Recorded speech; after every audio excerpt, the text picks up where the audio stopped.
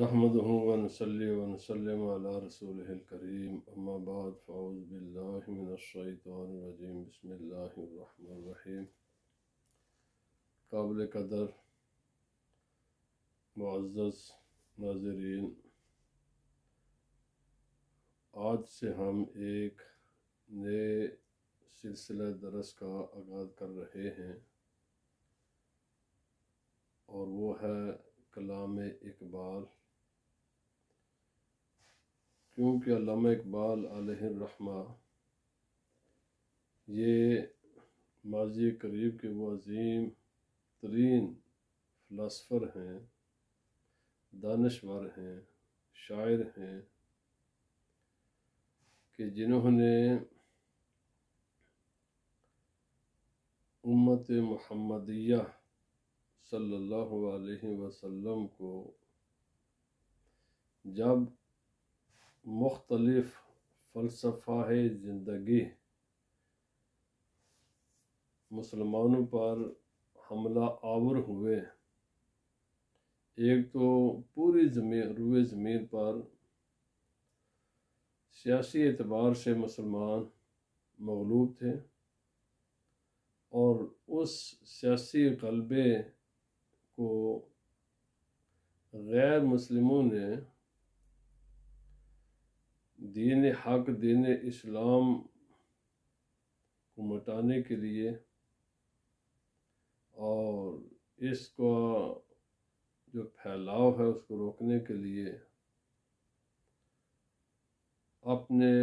Philosopher کو میدان عمل میں اتارا، اور انہوں نے بے شمار قسم کے حملے کیے اسلام پر، مسلمانوں پر۔ تو اس وقت اللہ رب العزت نے جن دو شخصیات کا انتخاب فرمایا کہ رسول اللہ صلی اللہ علیہ وسلم کے دین کی حفاظت اور ان فلسفیانہ اور علمی حملوں سے نبی پاک صلی اللہ علیہ وسلم کی امت کو محفوظ رکھا جائے، تو ان میں ایک عظیم ترین شخصیت اعلیٰ حضرت عظیم البرکت امام اہل سنت امام احمد رضا بریلوی علیہ الرحمہ کی ہے، کہ جنہوں نے شبانہ روز محنت کی، علمی کام کیا، اور 1000 سے زائد کتب لکھی، ہر موضوع پر لکھی، اور ہر اس انسان کو جس نے کسی بھی حوالہ سے اسلام پر نظریاتی حملہ کیا، آپ نے دنداں شکن اس کا جواب اسی کے انداز میں دیا۔ اور دوسری شخصیت تھی علامہ اقبال علیہ الرحمہ کی، کہ آپ نے جو بھی یہ جدید فلسفہ تھا، جدید نظریات تھے، اور ایک عام آدمی ان سے متاثر ہو کر اسلام پر اس کا یقین متزلزل ہو رہا تھا، تو علامہ اقبال علیہ الرحمہ نے اس وقت ان تمام مغربی نظریات کا مقابلہ کیا اور رسول اللہ صلی اللہ علیہ وسلم کی امت کی نظریاتی سرحدوں کی حفاظت کی۔ آپ کا کلام جو آپ نے اس کے لیے پھر شاعری کا سہارا لیا، کیونکہ اشعار میں طویل باتوں کو مختصر بیان کیا جا سکتا ہے، اور وہ مؤثر بھی ہوتی ہیں۔ تو لیکن اس زمانے میں جو بر صغیر پاک و ہند میں جو اہل علم کی زبان تھی وہ فارسی تھی، عامت الناس تو اردو بولتے تھے، لیکن جو علمی گفتگو تھی وہ فارسی تھی۔ تو اسی لیے آپ نے جہاں انگلش میں آپ کا مقالہ ہے اور علمی کام ہے، اسی مقام پر آپ نے اردو میں بھی اور فارسی میں خصوصاً آپ نے بہت کچھ لکھا۔ یہاں سے ایک تو یہ سمجھ ہماری یعنی سمجھ لینا چاہیے کہ ہمارے اسلاف نے محنت کی. آپ نے انگلش کے پر بھی آپ کا بور تھا، اور آپ کی اس اعلیٰ زبان دانی کو سمجھنے کے لیے پھر آپ کے انگلش کے مقالات اور خطبات پڑھ لیں. اور فارسی زبان پر بھی آپ کو کتنا بور تھا، اس کے لیے پھر آپ کو آپ کے کلیات فارسی کا مطالعہ کرنا پڑے گا. اور اردو زبان پر بھی کتنا بور تھا، اس کے لیے پھر آپ کے جو کلیات ہیں اردو زبان میں ان کو ذرا دیکھیں. آپ نے تمام چیزوں کو، اپنے تمام علمی صلاحیتوں کو استعمال کیا دین کی حفاظت کے لیے، اور یہ بتایا کہ مسلمان کے دنیاوی اور اخروی دونوں وجود یہ صرف اسی طریقے سے برقرار رکھ سکتے ہیں کہ وہ اپنا رابطہ رسول اللہ صلی اللہ علیہ وسلم کے ساتھ مضبوط کریں. اسلام ہی واحد یہ اللہ کا دین ہے جو انسانیت کے لیے نجات دہندہ ہے. دنیاوی مشکلات کا حل بھی اسی میں ہے، اور اخروی مشکلات بھی اسی سے ہی حل ہوں گے. تو چونکہ آج ان کے میں فارسی زبان کے جو آپ کا کلام ہے، اور کبھی انشاءاللہ جب مجھے موقع ملا کرے گا تو میں اردو کی بھی اور فارسی سے بھی ان منتخب کلام کو ان میں سے ذکر کیا کروں گا. اور علامہ اقبال کی خصوصیت یہ ہے کہ آپ کے کلام کو جب ایک انسان سمجھ لے، پڑھ لے، تو اس میں ایک انتہا درجے کا جوش اور جذبہ پیدا ہوتا ہے.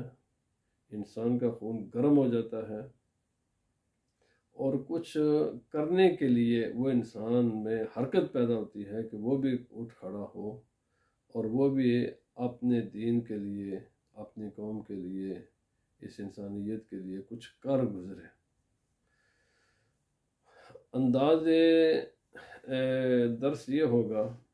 کہ آپ کا اردو یا فارسی کا کلام پہلے پڑھا جائے گا، اس کے بعد اس کے مشکل الفاظ کے جو معانی ہیں ان کے مفردات کے معنی بیان کیے جائیں گے، اور پھر اس کے بعد ان اشعار کی تشریح کی جائے گی. آپ کی کتاب ہے زبور عجم، آج میں اس سے آغاز کر رہا ہوں.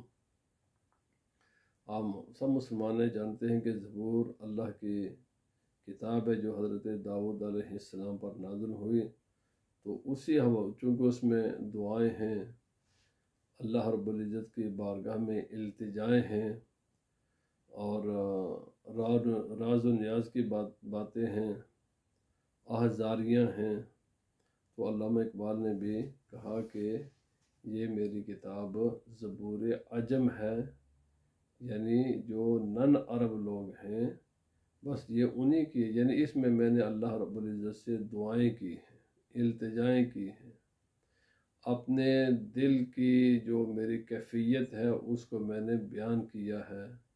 اور کوشش کی ہے کہ میں اللہ رب العزت کے بارگاہ میں دعا کروں، اور جو میرے دل جس کے لیے تڑپتا ہے، اور وہ ہے رسول اللہ صلی اللہ علیہ وسلم کی امت، اس کے لیے میں کچھ کر سکوں. تو اس طرح آپ کی کتاب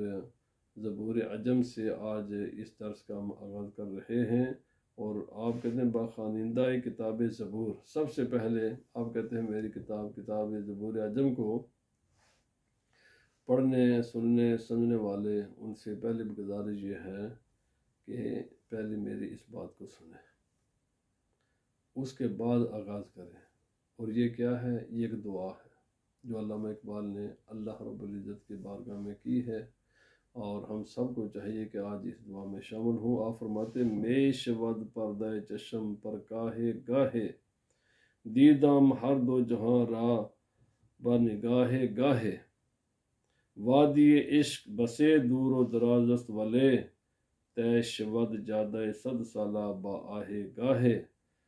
در طلب کوش و مدح دامن امید ز دست، دولت است کہ یا بھی سرے راہ گاہے۔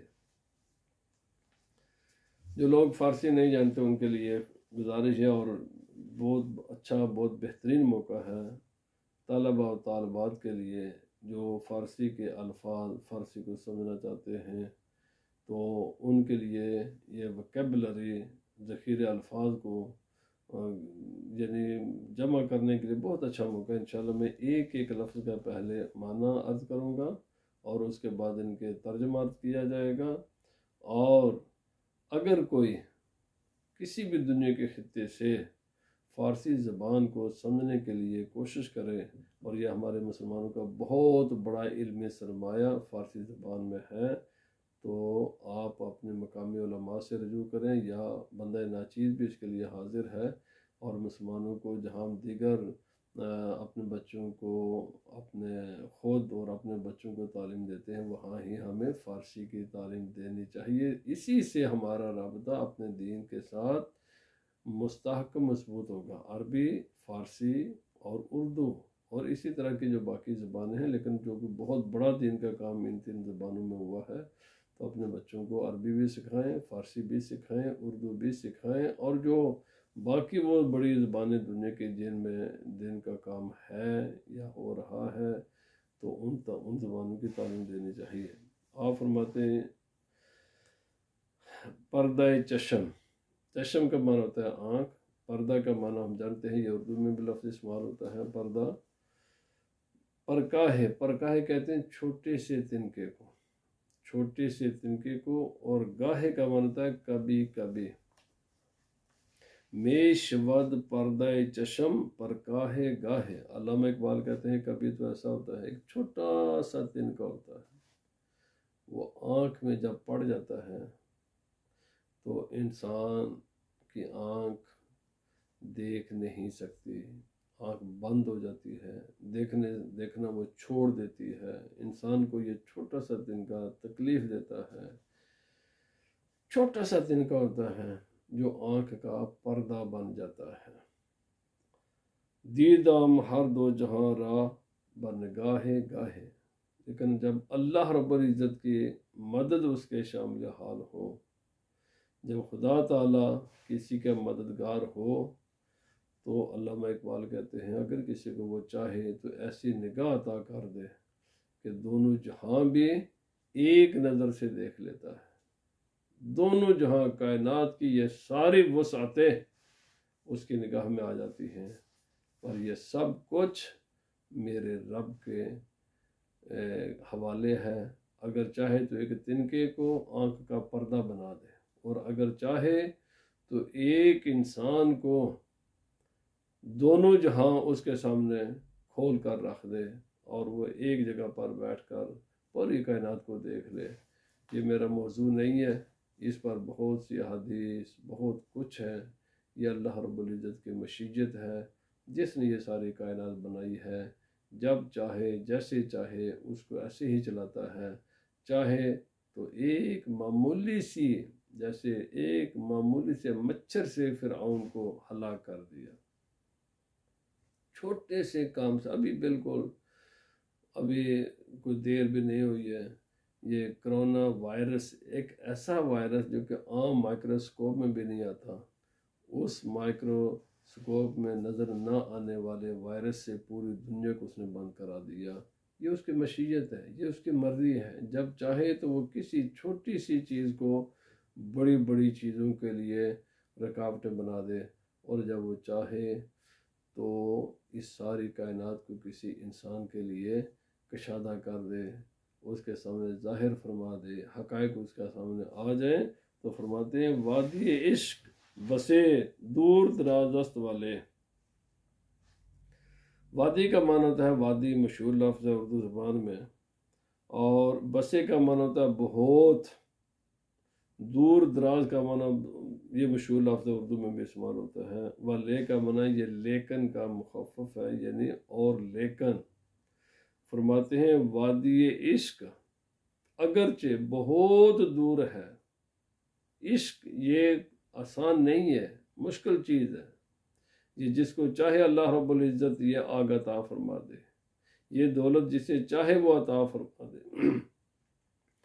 تے شود جادہ صد سالہ بآہ گاہے، طے کا معنی ہوتا ہے مکمل ہو جانا، طے ہو جانا۔ جب انسان سفر مکمل اپنے منزل مقصود پر پہنچ جاتا ہے تو اس نے وہ سفر طے کر لیا۔ جادہ کا معنی ہوتا ہے سفر، صد سالہ 100 سال، بآہ ایک آہ کے ساتھ، جو دل سے بات نکلتی ہے۔ تو دور دراز کے سفر جب خدا چاہتا ہے تو ایک انسان کے دل سے جو آہ نکلتی ہے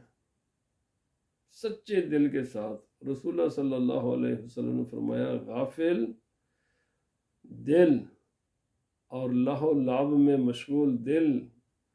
وہ اللہ اس سے نکلی ہوئی دعاؤں کو قبول نہیں فرماتا۔ دعا وہ قبول ہوتی ہے جو سچے دل کے ساتھ نکلتی ہے۔ تو اقبال کہتا ہے وہ سفر جو انسان 100 سال میں بھی طے نہیں کر سکتا، اگر ایک آہ اس کے دل سے نکل آئے، نکلے سچے دل کے ساتھ، آہ کھری ہونی چاہیے، خالص ہونی چاہیے، تو سینکڑوں سال کا سفر ایک لمحے میں طے ہو جاتا ہے۔ فرمایا در طلب کوش و مدح دامن امید دست، مسلمان کھڑا ہو جا، کوشش کر، عشق تلاش کر، اسلام کا عشق، رسول اللہ صلی اللہ علیہ وسلم کا عشق، خدا کا عشق، نیکی کا عشق عطا کر۔ مدے دامن امید دست، مدے کا مطلب نہ چھوڑ، نہ دے، امید کا دامن، ہوپ کا دامن اپنے ہاتھ سے نہ چھوڑ، کھڑا ہو جا، محنت کر، کوشش کر۔ کوشش کرنا تیرا کام ہے، محنت کرنا تیرا کام ہے، خدا سے مانگنا تیرا کام ہے، اور اپنے دل میں درد پیدا کرنا تیرا کام ہے۔ فرمایا دولت است کی یابی سرے راہ گاہے، یہ جو عشق کی منزل ہے، یہ جو انسان کا جو گول ہے، جو مقصود ہے زندگی کا، اگر تو نے اعلیٰ بنایا ہے تو ضروری نہیں ہے کہ اس کے لیے کوئی بڑی بڑی کوششیں کی جائیں۔ انسان کا کام ہے کوشش کرنا، اور کوشش میں سب سے پہلی چیز ہے کہ انسان دعا کرے۔ کبھی کبھی سینکڑوں ہزاروں سال کا سفر ایک لمحے میں طے ہو جاتا ہے، کیونکہ یہ کبھی کبھی اچانک منزل مل جاتی ہے۔ دولت ہست، یہ عشق، یہ ایک دولت ہے، خدا کی محبت یہ دولت ہے، دل کی تڑپ ایک دولت ہے، یا بھی تجھے مل جائے گی، حاصل ہو جاتی ہے، تو پا لے گا اس کو سر راہ گاہے، کبھی اچانک تجھے یہ نصیب ہوگی۔ بس اللہ سے عشق طلب کر، اور اگر سچے دل کے ساتھ تو نے اس کو طلب کیا تو اللہ تجھے اچانک عطا فرما دے گا۔ بس شرط یہ ہے کہ خدا سے مانگتا رہے، مانگتا رہے، مانگتا رہے، دعا کا دامن نہ چھوڑ، امید کا دامن نہ چھوڑ۔ جب اس کی بارگاہ سے منظوری ہو گئی تو اچانک آ جائے گی۔ بس مسلمان تو اپنا رابطہ اپنے رب کے ساتھ مضبوط رکھ، امید کا دامن نہ چھوڑ، اور بس انتظار کر، اللہ تعالیٰ تجھے پھر دیکھ اپنی رحمتوں سے کیسے نوازتا ہے۔ اقبال نے یہی پیغام دیا ہے کہ مسلمان کو ہمیشہ اللہ رب العزت ہی سے دعائیں کرتے رہنے چاہیے، اور دعاؤں میں سب سے بڑی چیز محبت ہے، عشق ہے، جذبہ ہے، لگن ہے، اور جد و جہد ہے۔ اللہ پاک ہمیں علامہ اقبال کی اس دعا کے مطابق اپنی زندگی کو بنانے کی توفیق عطا فرمائے۔ وما علینا الا البلاغ۔